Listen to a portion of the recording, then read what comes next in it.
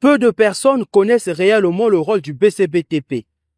Afin d'y voir plus clair, nous avons interrogé le directeur général Marius Boris Miré-Anka, ingénieur principal des travaux publics, qui nous a fourni des explications sur les attributions de cet établissement public. Le BCBTP, c'est le Bureau de contrôle du bâtiment et des travaux publics, créé par la loi 10-86 du 19 mars 1986. C'est un établissement public à caractère technique, scientifique et commercial.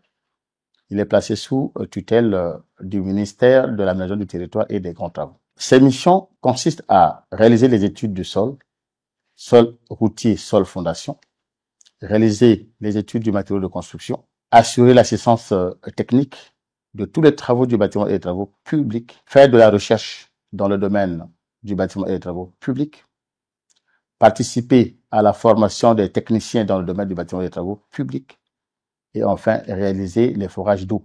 Normalement, le BCBTP doit intervenir à chaque étape d'un chantier, depuis la conception jusqu'à la livraison finale, mais sur le terrain, ce n'est pas toujours le cas. Beaucoup de maîtres d'ouvrage n'appliquent pas cette loi. Donc, beaucoup de bâtiments, beaucoup de travaux sont réalisés sans la présence du contrôleur.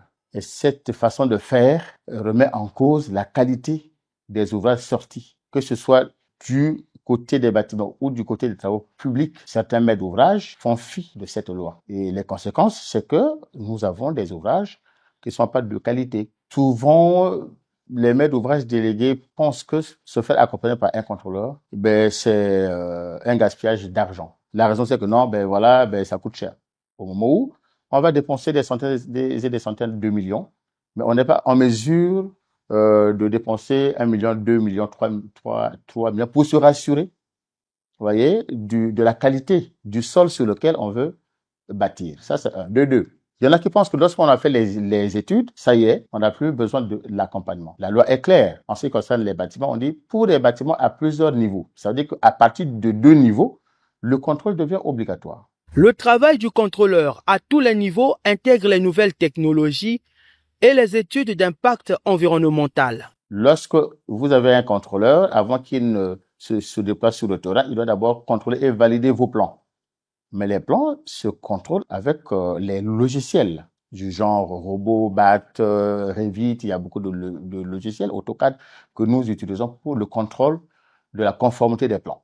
Sur le terrain, nous avons des robots du genre drone que nous utilisons pour le contrôle de certains ouvrages lorsque l'accessibilité est un peu difficile.